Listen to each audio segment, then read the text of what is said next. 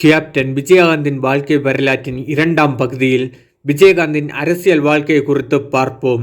2001 உள்ளாட்சி தேர்தலில் போட்டியிட்டு பல இடங்களில் வெற்றி பெற்றார். அதுவே அவரது முதற்கட்ட அரசியல் ஆரம்பம். இதைத் தொடர்ந்து 2005 திருவண்ணாமலையில் கட்சி துவங்குவதாக அறிவித்தார். தொடர்ந்து ஈரோடு ரசிகர் சந்திப்பில் கட்சி துவங்கும் தேதியை அறிவித்தார்.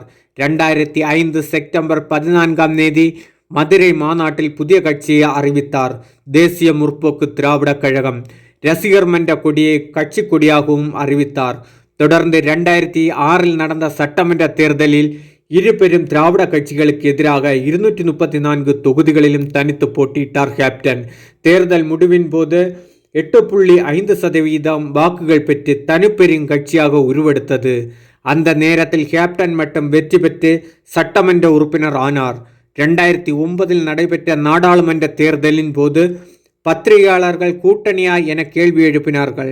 ஆனால் மக்களுடனும் கடவுளுடனும் தான் கூட்டணி என அறிவித்து 40 தொகுதிகளிலும் தனித்து களங்கண்டார் கேப்டன். அதில் 10.7% வாக்குகள் பெற்றார். இதைத் தொடர்ந்து 2011 சட்டமன்ற தேர்தலில் அதிமுகவுடன் கூட்டணி அமைத்து 36 இடங்களில் போட்டியிட்டு 29 இடங்களில் வெற்றி பெற்று திமுகவை பின்னுக்கு தள்ளி எதிர்க்கட்சியாக மாறியது தேசிய திராவிட முற்போக்கு கழகம். கேப்டன் விஜயகாந்த் எதிர்க்கட்சி தலைவரானார்.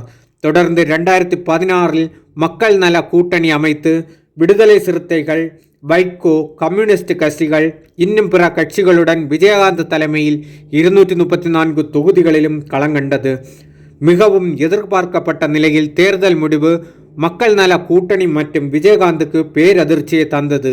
அது மட்டுமல்லாமல் வாக்கு சதவீதம் 3க்கு கீழே ஆனது. தொடர்ந்து விஜயகாந்த் உடல்நிலை காரணமாக மருத்துவமனைக்கும் வீட்டுக்குமாக இருந்தார். முன்பு போல் விஜயகாந்த் கட்சி பணிகளை தொடர முடியவில்லை. 2019 நாடாளுமன்ற தேர்தலில் அதிமுகவுடன் கூட்டணி அமைத்து 4 மக்களவை தொகுதிகளில் போட்டியிட்டது. அந்த தேர்தலில் விஜயகாந்த் உடல்நலக் குறைவால் பிரச்சாரத்துக்கு வர முடியவில்லை. பிரேமலதாவும் எல்.கே. சுதீஷும் கூட்டணிக்கு ஆதரவாக பிரச்சாரம் செய்தனர். ஆனால் தேர்தல் முடிவில் தேமுதிகவிற்கும் கூட்டணிக்கும் மிகப்பெரிய தோல்வியை மிஞ்சியது. தேமுதிக சார்பில் போட்டியிட்ட விருதுநகர் வேட்பாளர் மட்டும் 1.5 லட்சம் வாக்குகள் பெற்றார். மற்ற அனைவரும் டெபாசிட் இழந்தனர். வாக்கு சதவீதம் 2.5க்குள் ஒதுங்கியது. அடுத்து 2021 2 பெரிய திராவிட கட்சிகளுடனும் கூட்டணி இல்லாமல் இறுதி கட்டத்தில் அமமுகவுடன் கூட்டணி வைத்து 60 இடங்களில் போட்டியிட்டது. ஒரு தொகுதியில் கூட வெற்றி பெற முடியாமல் போனது. தொடர்ந்து விஜயகாந்த் உடல்நிலை சரியில்லாத காரணத்தால் தேமுதிக பொதுச் செயலாளராக பிரேமலதா அவர்களை சென்னை திருவேற்காட்டில் நடந்த தலைமை செயற்குழு கூட்டத்தில் பொதுச் செயலாளராக அறிவித்தார். அதைத் தொடர்ந்து விஜயகாந்தின் உடல்நிலை சரியில்லாத காரணத்தால் மியாட் மருத்துவமனையில் அனுமதிக்கப்பட்டார். இந்நிலையில் 2023 டிசம்பர் 24 காலை அவர் உயிர் பிரிந்தது. இவரது மறைவு சினிமா துறை பொதுமக்கள் மத்தியிலும் மிகுந்த வேதனையை ஏற்படுத்தியது. ஒரு கலியுக கர்ணனின் அவதாரம் முடிந்தது. எதிர்க்கட்சி தலைவராக இருந்தும் தனது கடைசியில் கூட பொது சொத்தின் மீது இருக்காமல் தன் சொந்த இடத்தில் தொழில் கொள்கிறார் கேப்டன். ஒரு கடற்கரையோ பூங்காவோ இல்லாமல் நன்றி வரவாத மக்கள் கலியுக கர்ணனே தினமும் சந்தித்து ஆசி பெற்றதுடன் அஞ்சலியும் செலுத்தி வருகிறார். அவரது நினைவிடத்தில் 125 நாட்களில் 15 லட்சத்திற்கும் அதிகமான மக்கள் அவரது நினைவிடத்தில் வந்து அஞ்சலி செலுத்தியிருக்கிறார்.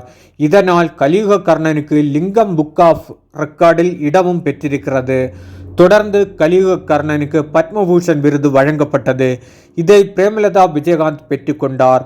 தொடர்ந்து 2024 நடந்த நாடாளுமன்ற தேர்தலில் அதிமுகவுடன் கூட்டணி வைத்து 5 தொகுதிகளில் போட்டியிட்டது.